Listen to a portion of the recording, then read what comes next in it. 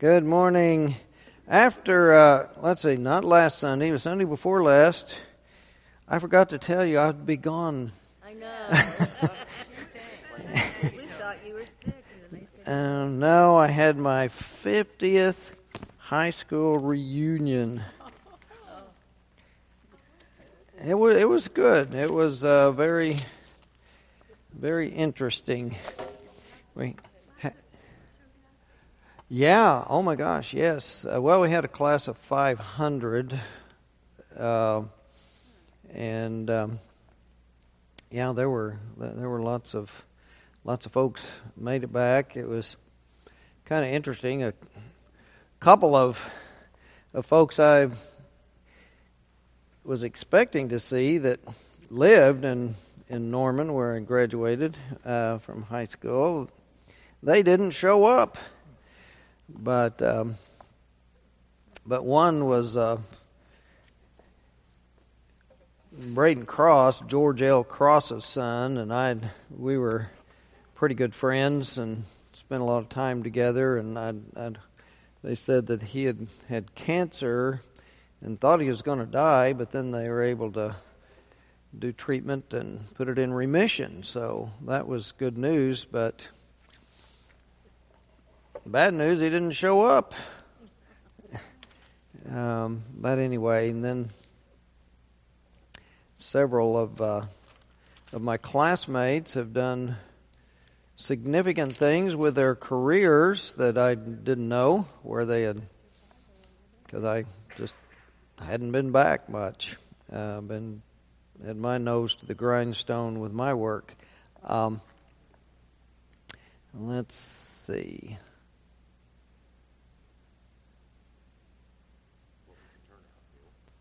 Oh, well, we had over 200 that had ate the dinner at the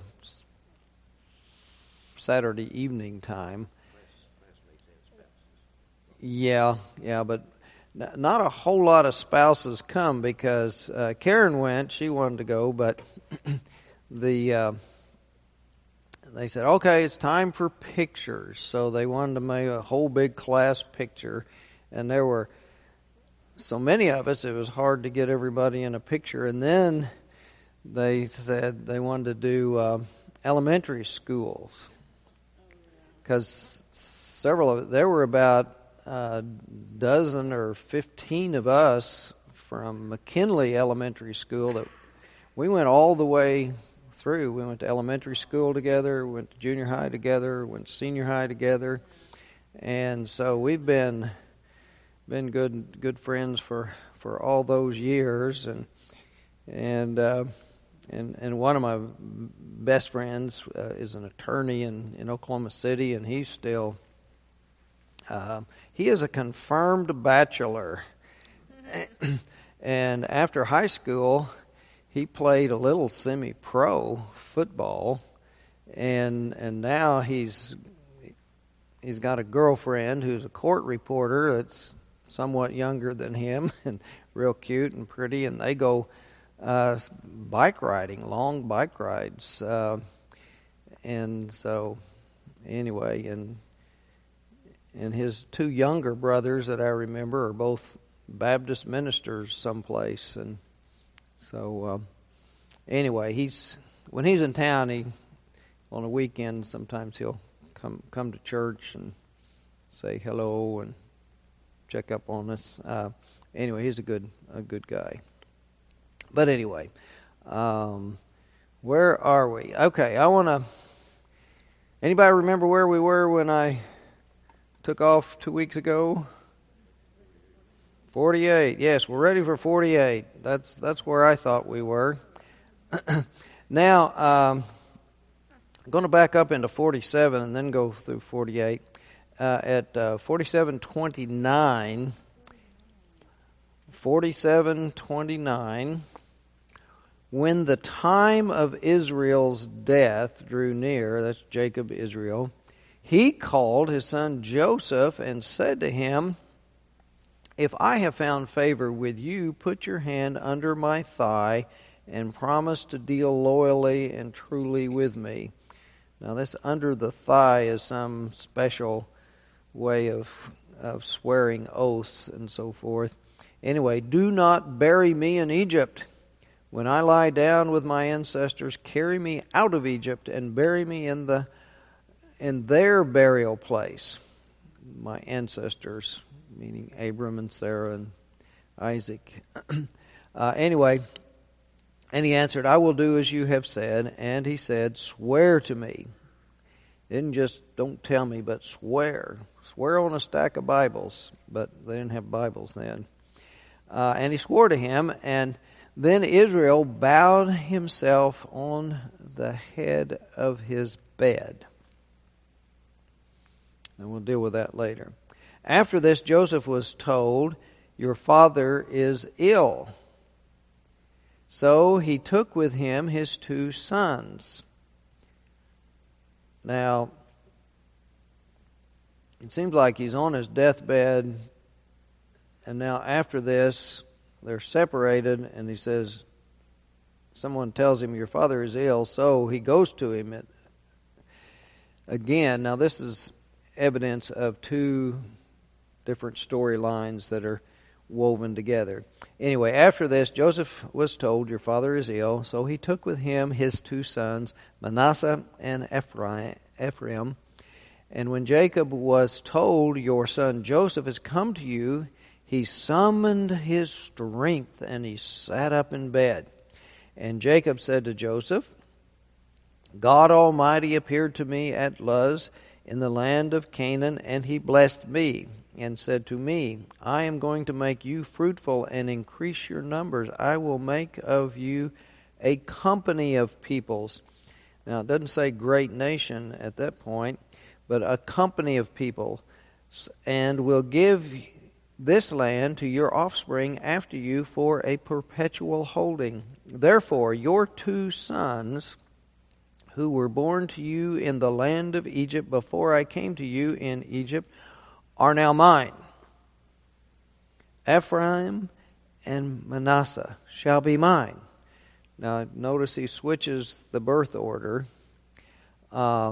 Just as Reuben and Simeon are, as for the offspring born to you after them, they shall be yours.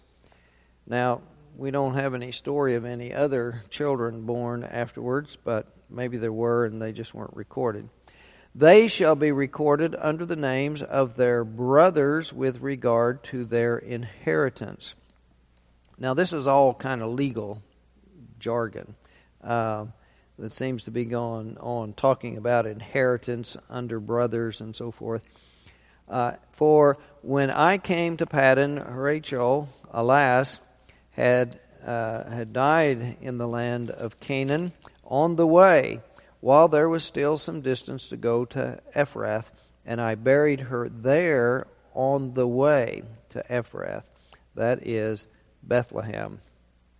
Now when Israel saw Joseph's sons, he said, who are these? Now here again we're going back to another strain of the story, because he's already blessed them and he knew who they were, knew their names and all of that. Anyway, who are these? And Joseph said to him, Father, these are my sons whom God has given me here. And he said, bring them to me, please, that I may bless them. Now the eyes of Israel were dim with age, and he could not see well. So Joseph brought them near him, and he kissed them and embraced them. Israel said to Joseph, I did not expect to see your face, and here God has let me see your children also.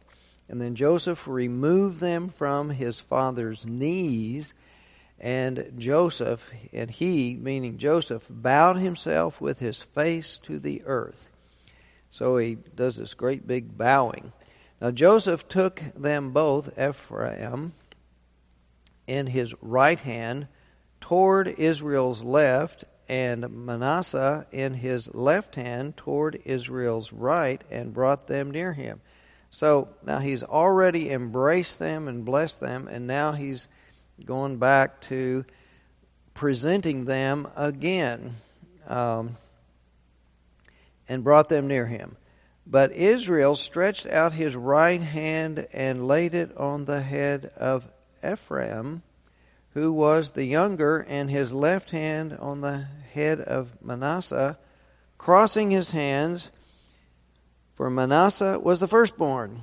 And he blessed Joseph and said, now he's supposedly blessing the son, but now he blesses Joseph with the words, the God before whom my ancestors Abraham and Isaac walked, the God who has been my shepherd all my life to this day. And that's an unusual use of shepherd. It hadn't been used very much before this time. The angel who has redeemed me from all harm, bless the boys. Now he's going to bless Joseph. It says he's going to bless Joseph, but then he says he blesses the boys. And in them let my name be perpetuated, and the name of my ancestors Abraham and Isaac. And let them go into a multitude on the earth. And when Joseph saw that his father laid his right hand on the head of Ephraim, it displeased him. So he took his father's hand to remove it from Ephraim's head to Manasseh's head. And Joseph said to his father, not so, my father, since this one is the firstborn, put your right hand on his head. But his father refused and said, I know, my son, I know. He says, I know what I'm doing. Anyway, he also shall become a people, and he also shall be great. Nevertheless, his younger brother shall be greater than he, and his offspring shall become a multitude of nations. So he blessed them that day, saying, by you Israel will invoke blessing, saying, God make you like Ephraim and like Manasseh. So he put Ephraim ahead of Manasseh. And then Israel said to Joseph, I am about to die, but God will be with you and will bring you again to the land of your ancestors. I now give you one portion more than to your brothers, the portion that I took from the hand of the Amorites with my sword and with my bow. Now that part is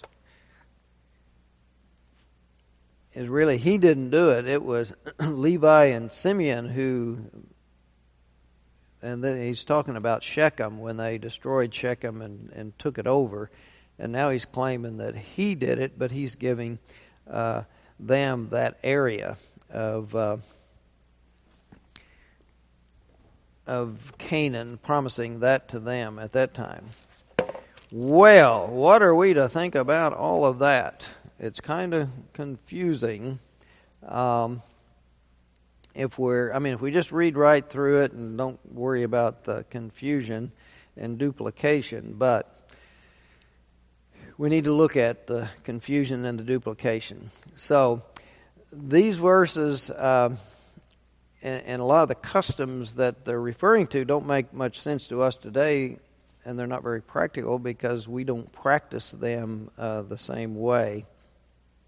But the main themes are Jacob's coming to his death and the farewell, which in ancient culture was a time of conferring blessing, which in a way was like a last will and testament. When you're saying the blessing, you're kind of saying what you're giving to the offspring, and in what you give them, you're enabling them to have a good future. Or you're not enabling them, and you're not conferring a blessing. What you may be saying sounds more like a curse.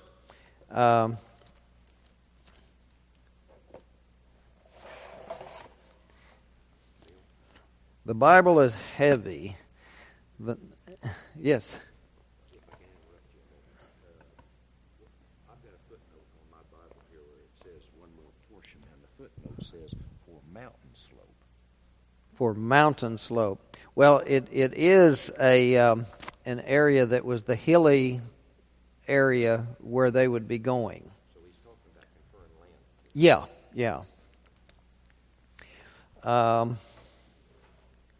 He's promising that's where you will be in Canaan when you are returned. This tribe will have that good territory in order to prosper and do well. So anyway, it's an important time, this blessing and conferring of blessings, the farewell speeches of the dying to those that would survive and carry on after them. So this is important to the writers, the Aloist, the Yahwist, and the priestly writers, from whom the redactor pulled this together and gave us our present Genesis. The story, the overall story, is about God working through the patriarchs and establishing the holy, set-apart people. And the narratives need to make their story line consistent with the reality that the listeners will know and understand. So there's strains of history or strains of the story that are predicting future things, but then it didn't exactly work out that way, and so there's confusion, so they work the story so that it becomes more consistent, that the audience will recognize as true. And the big one is, there is no tribe of Joseph. There was, all the other brothers had tribes named for them, but there wasn't one for Joseph. But there were lists of Jacob's sons, and in some lists, Joseph's listed, in some we have Ephraim and Manasseh. So they have to kind of work those inconsistencies out so that the listeners at the time that this was pulled together would say, oh, now I see, I understand. So thus we have the account of the blessing and the adoption of Joseph's sons, Manasseh and Ephraim, by Jacob. This placing on the knees was a ritual act of adoption. Now we had that with Rachel and Leah giving their handmaidens, and this idea of this expression of being born through them as surrogate birth mothers was a placing on the knees, this idea. So, but then the laying on of hands and the crossing of the hands, so that Ephraim received Jacob's right hand, the more powerful and strong arm most of the time. The blessing is better than with the left hand. That's usually not the dominant hand and is not as strong. So, now the story dealt with this historical reality that Ephraim did become a stronger, more powerful group of people, more successful, and the leading part of the migration into Canaan of the so-called Rachel tribes when they came into Canaan was the house of Joseph and not Benjamin. We had Ephraim and Manasseh. So, and they settled around the Samaritan mountains, the note says, sort of what you're saying. The house of Joseph was split between Manasseh and Ephraim at the period of the Judges. Now, Von Rad, one of our main biblical scholars, explains this part of Genesis is clearing up that contradiction of the two different traditions. The naming of the sons of Jacob, including Joseph, and then other traditions didn't name Joseph, but Ephraim and Manasseh were in the list.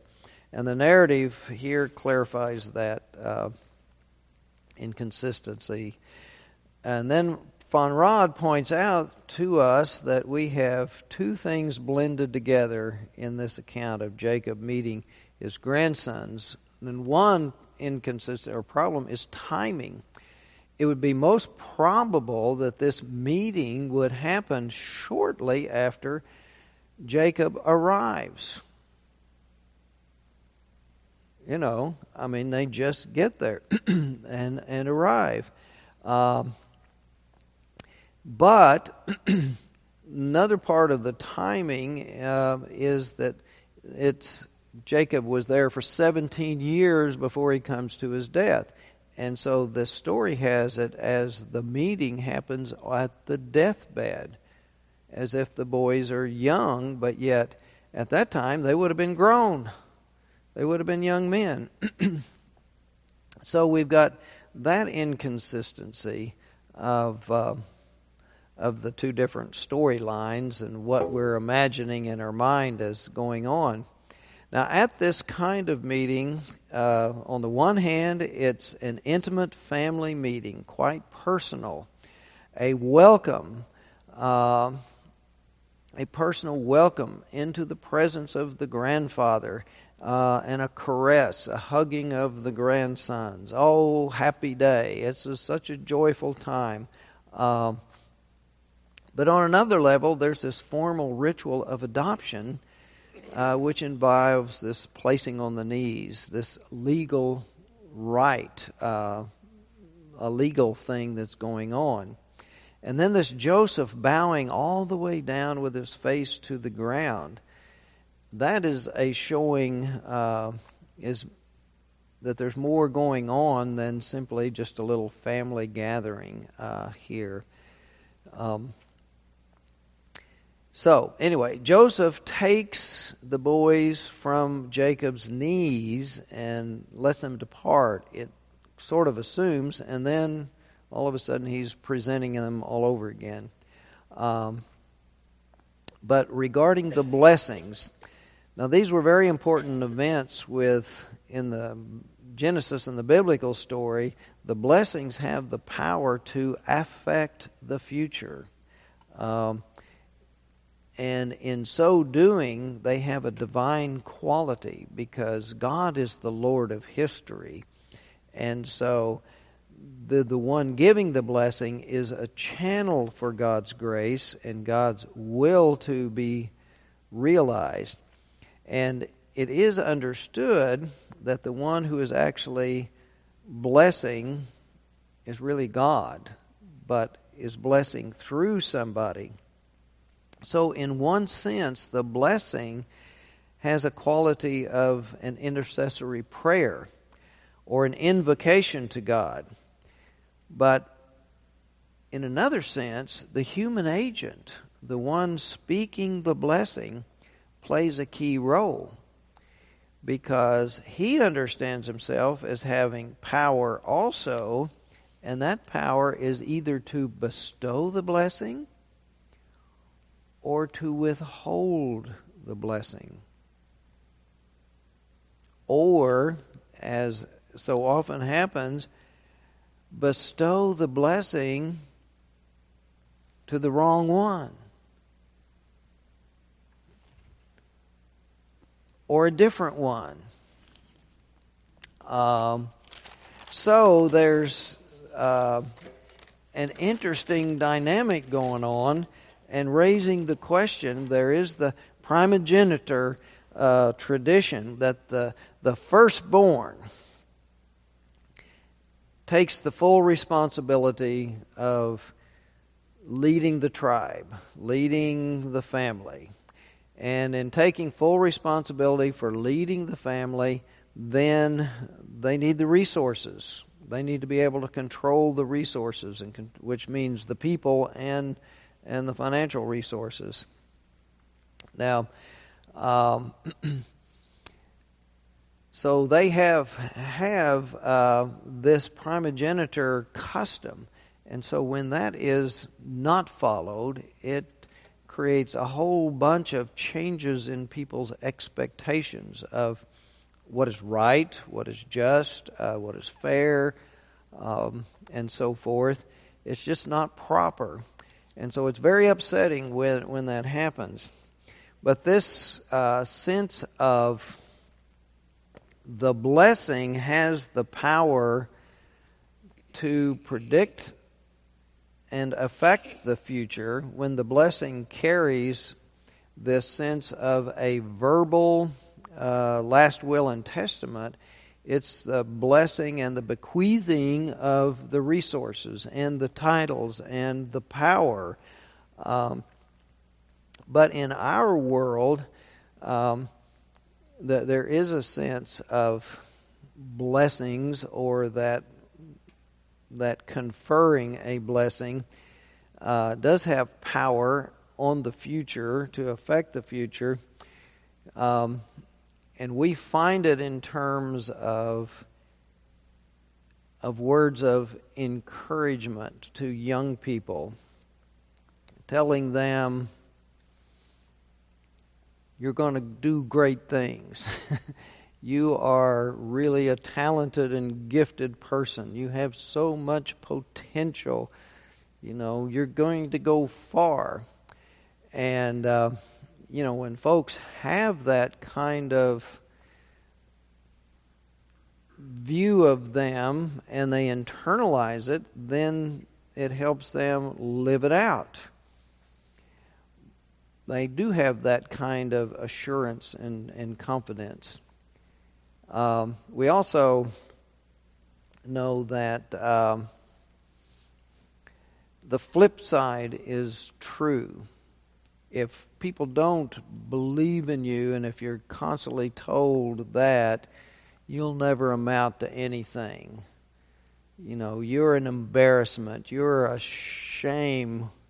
Then those kind of words have a self-fulfilling prophecy quality to them. And in education, we've learned that children can sense and feel when their teachers expect little of them or expect much of them.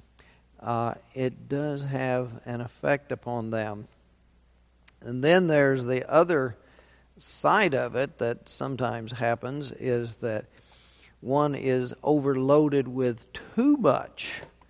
You're going to be great, you're going to do great things, and so forth. And sometimes the child just says, I'm just average.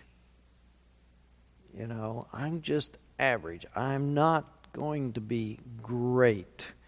I'm not going to be the star. I'm not going to be the valedictorian. I'm not going to be that. I'm just average.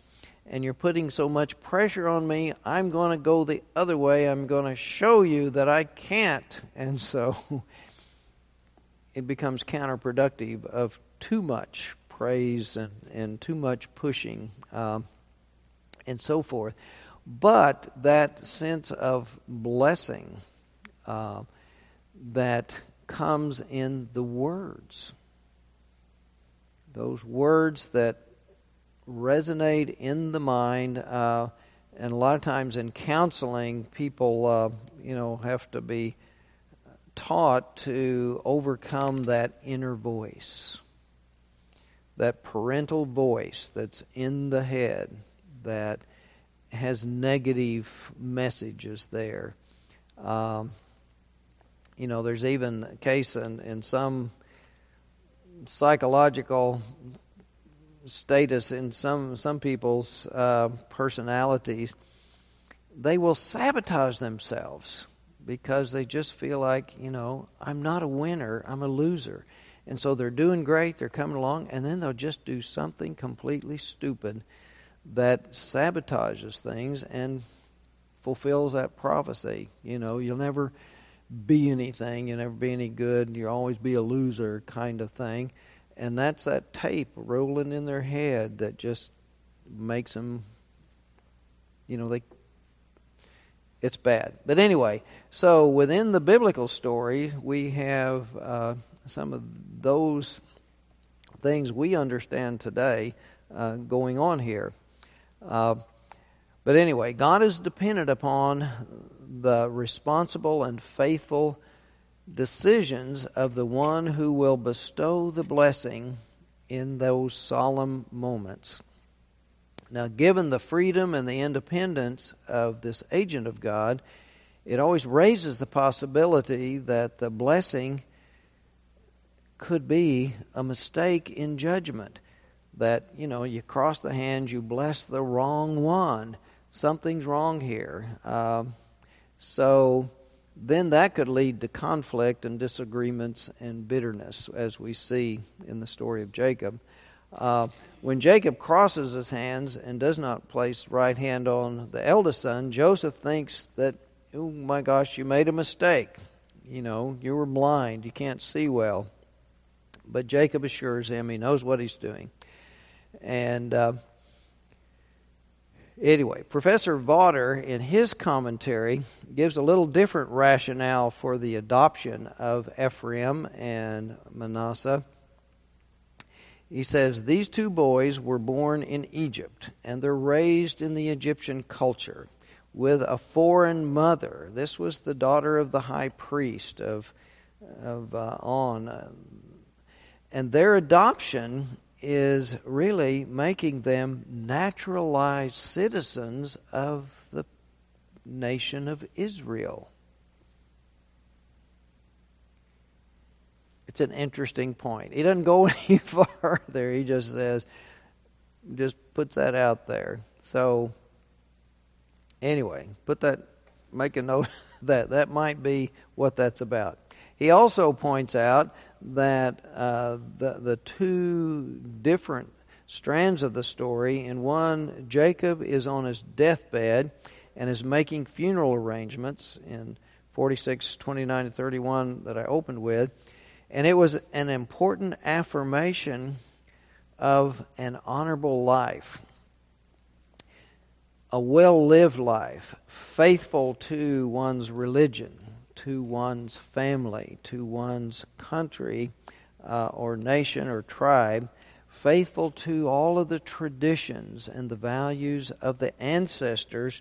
When you've been faithful, then you should be buried with your ancestors and not cast in the city, out in the city dump, but receive a proper burial with honors. Now, Vaughter explains a strange phrase at the end of this little section, and then it says, then Israel bowed at the head of his bed. Now, all the other bowings we hear is to bow your head and go prostrate, go all the way down to the ground.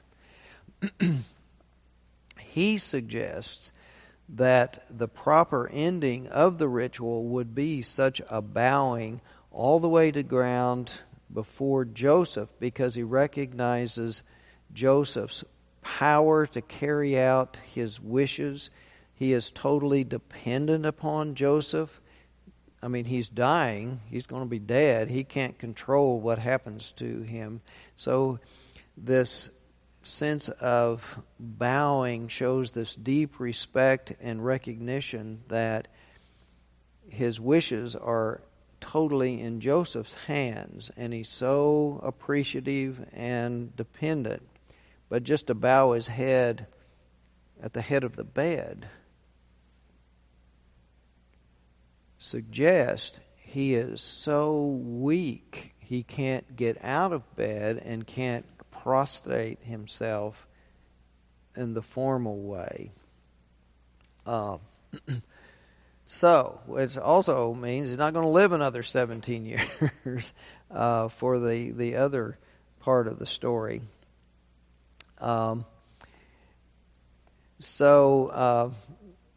As we go into 48:1, when Joseph is informed your father is failing, he's ill, this is 17 years later.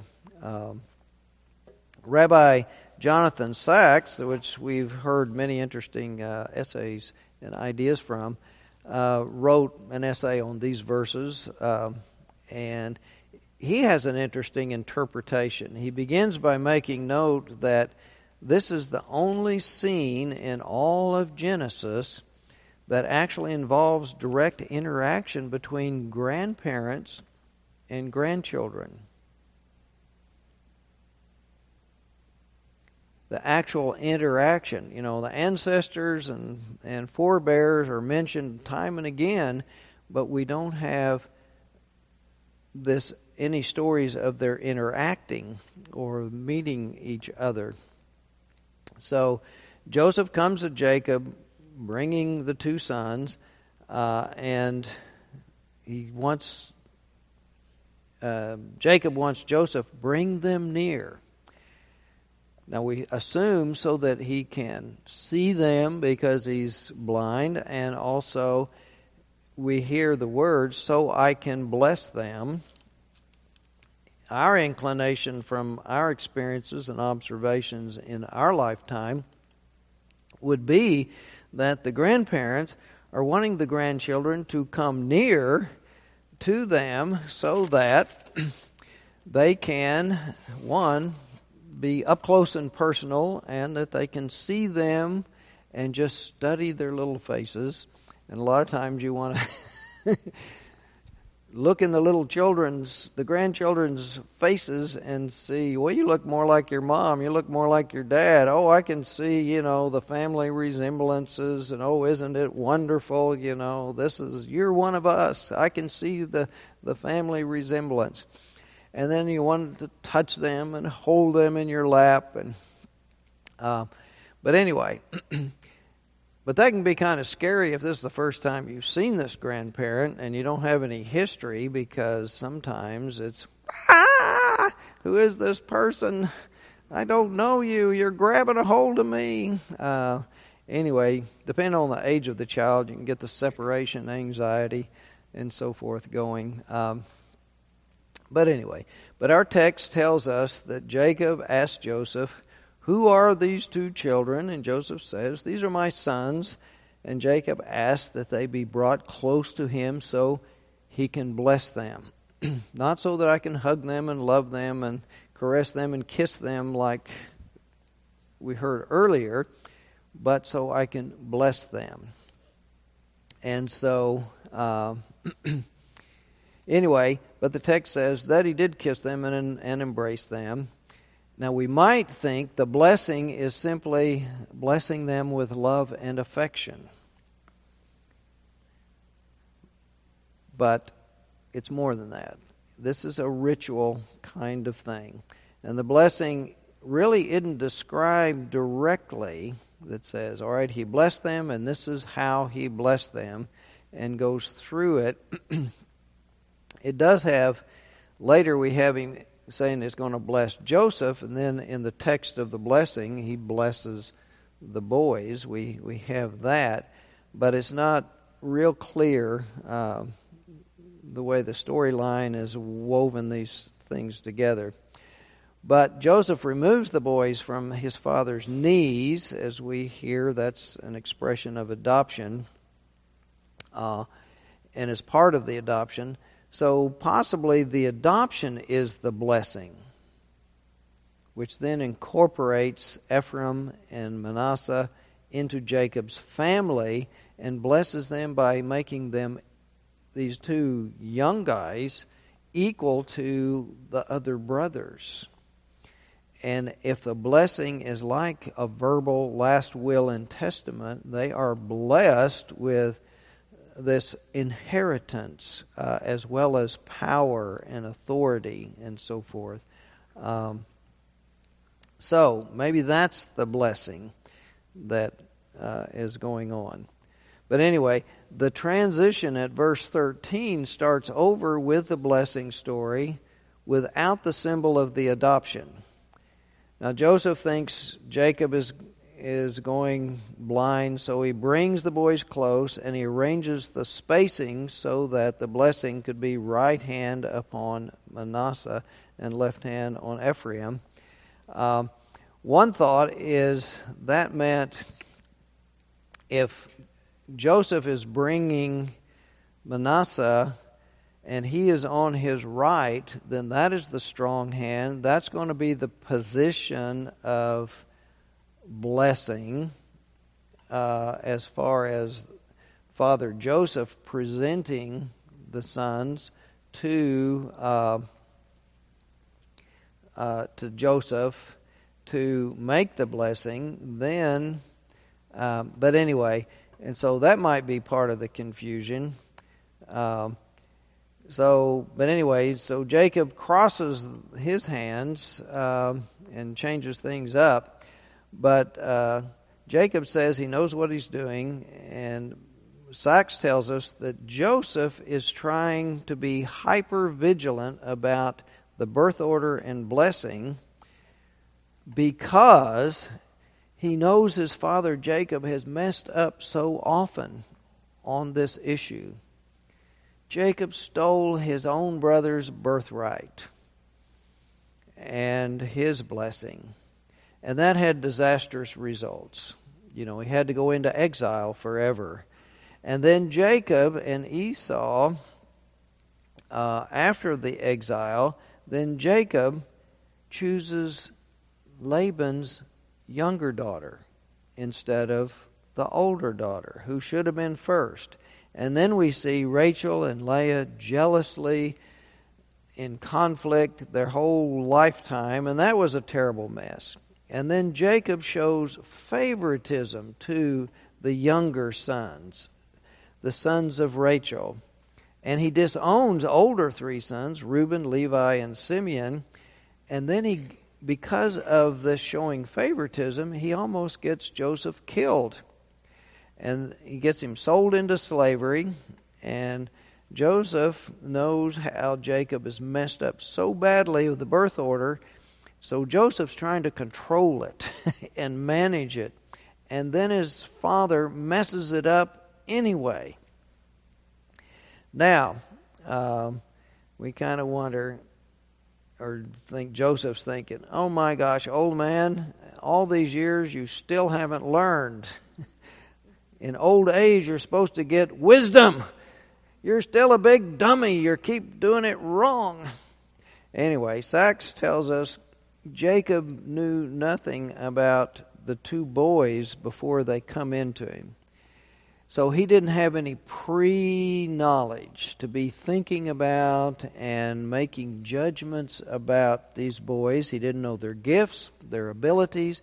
He didn't know about their personalities that could make him kind of decide this one better than that one, would have a dominant personality that would lead him into success and into leadership qualities. He didn't know any of that. The only thing Jacob knew of the two boys were their names when he introduced them. Now, we had been told that after Joseph had been released from prison, he interprets Pharaoh's dreams, and he's placed in charge of the climate change crisis in Egypt at that time. He's put in control to manage the whole situation of storing the grain and then dispersing it. And so he's given this wife, and then she bears him the first son, Manasseh. And then we're given, what does that name mean? That name means, God has made me forget all my trouble and all my father's household.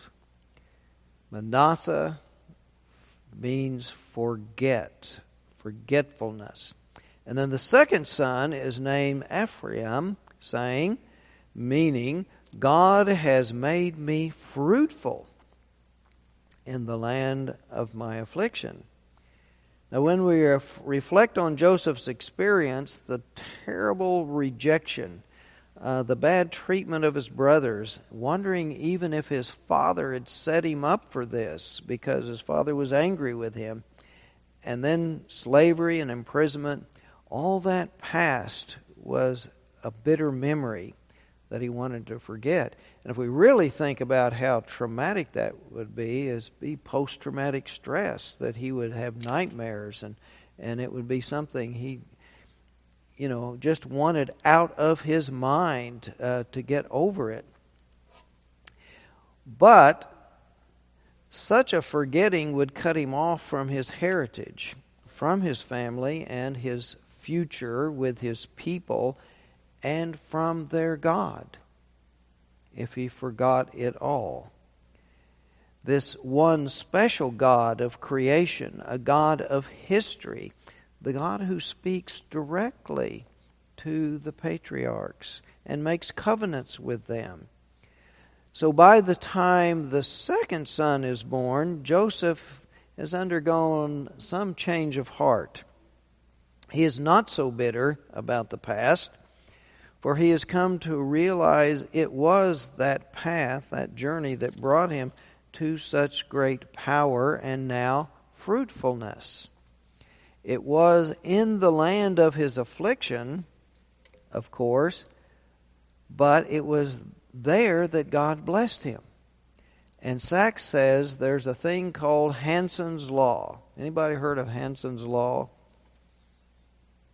I have, but I forgot. But anyway, what Hansen's Law describes is that within immigrant groups, the second generation seeks to remember what the first generation has tried to forget. The first generation often leaves great hardship and wants to forget all the pain and suffering and the struggles.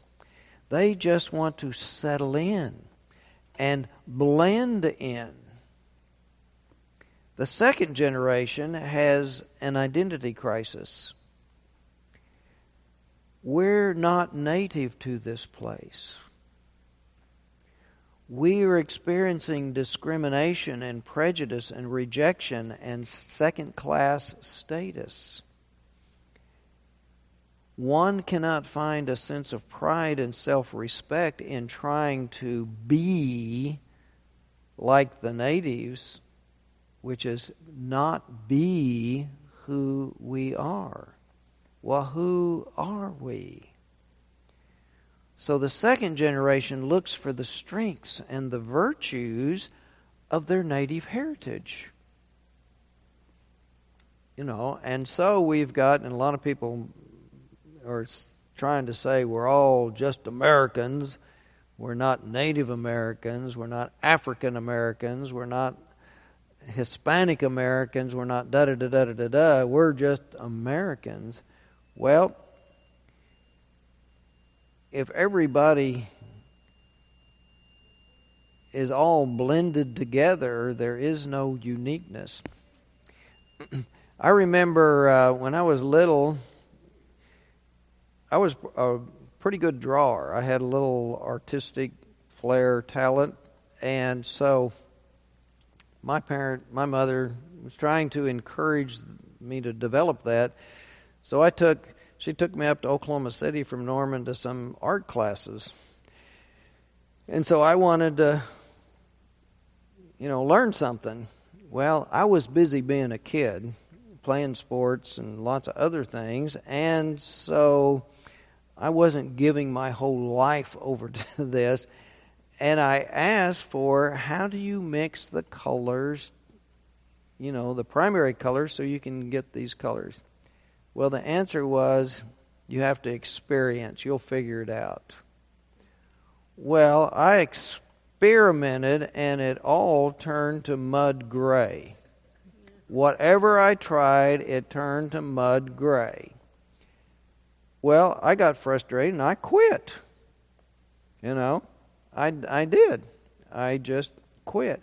Well, if blending in is going to make everything mud gray, there aren't any splashes of color with significance, then that's not a really good identity.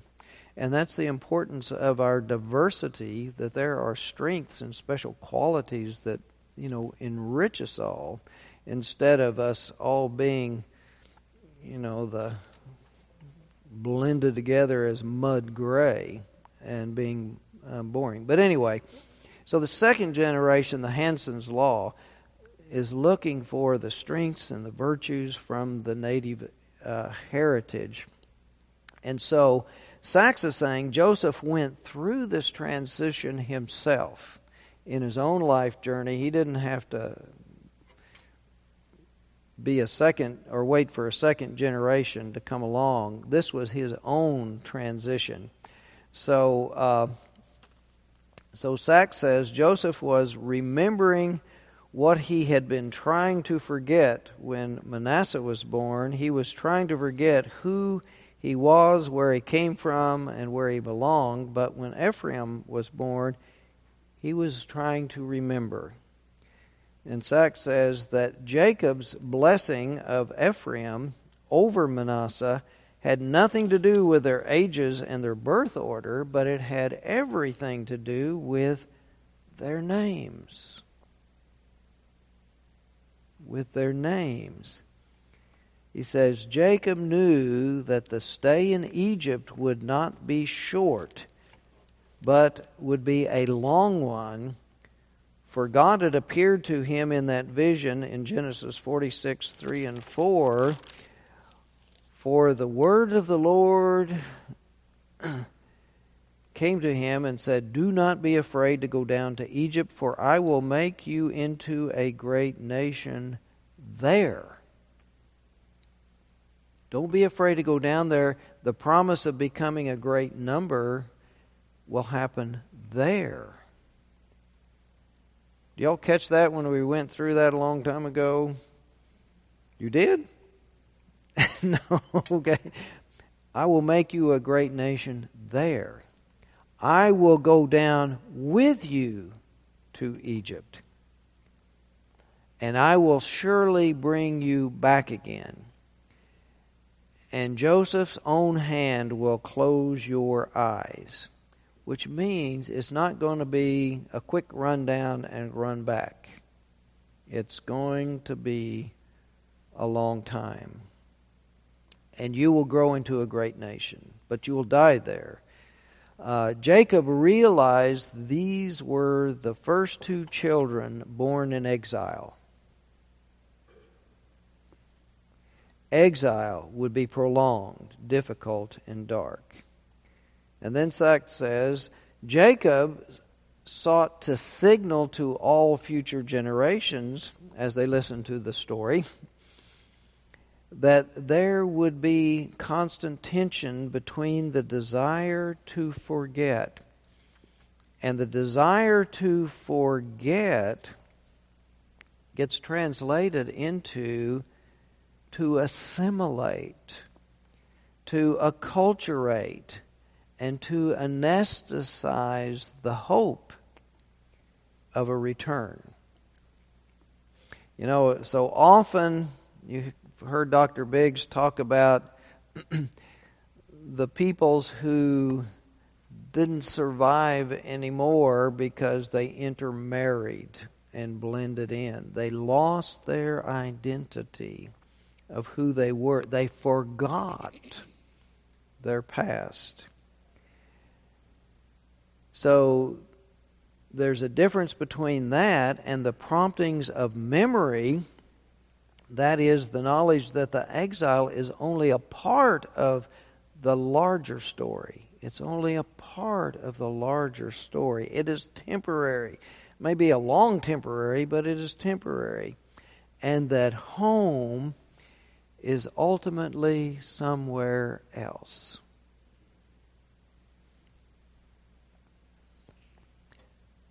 The child of forgetting, Manasseh, may have blessings, but greater are the blessings of the child Ephraim, who remembers the past and the future of which he is a part.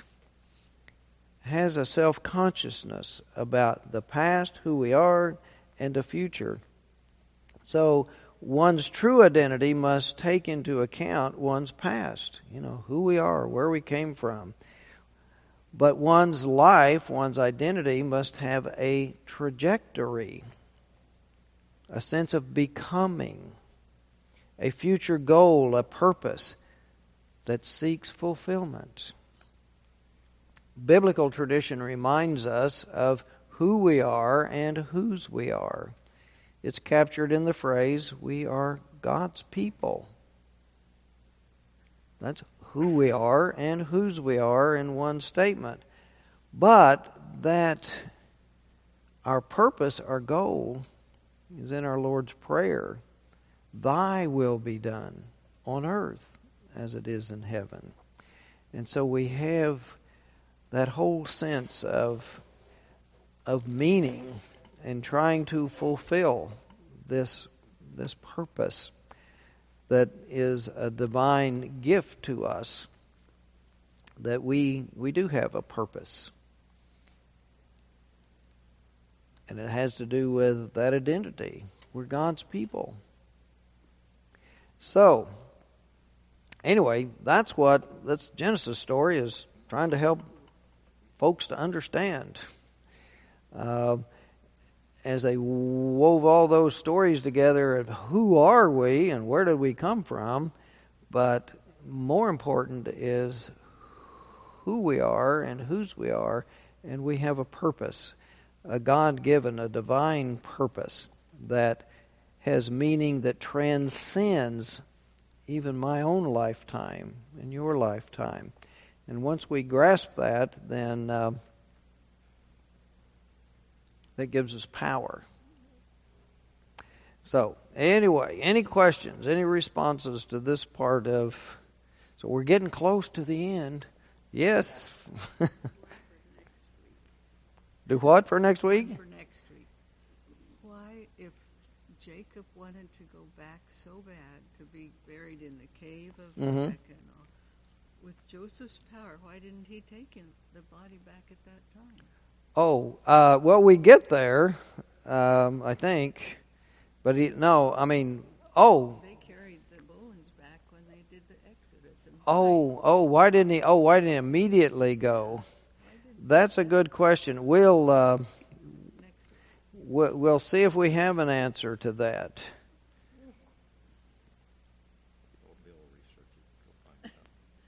Off the top of my head, the question was, if Joseph had all of that power, why didn't he? Well, actually, it was Joseph's bones that wanted to be carried out. I mean, it was Joseph wanted his bones to be carried out later, and they took it after the Exodus. But I think we'll look it up and see if Jacob got buried in the right place. That reminds me of a funeral I had once where we went out of town.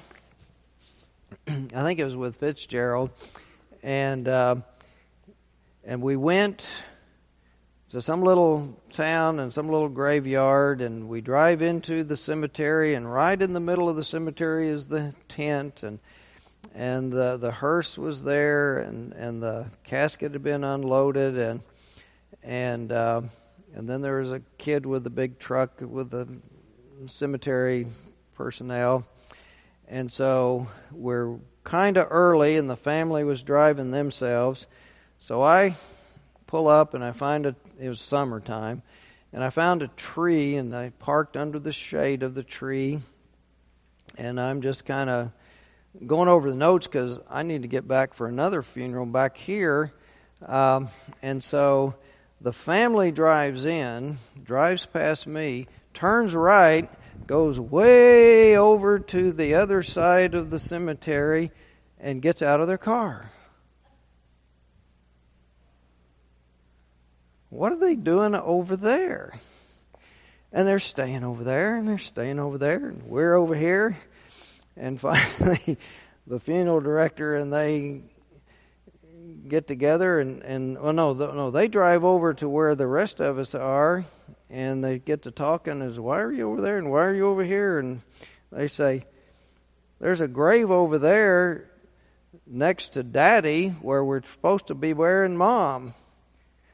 Why are you all over here? Well, the young cemetery guy had set everything up at the wrong gravesite. And the son-in-law was a full bird colonel, retired from the military, and he just saying, well, and they say, what should we do? Well, you're going to take it all down, you're going to set it up over there where it's supposed to be.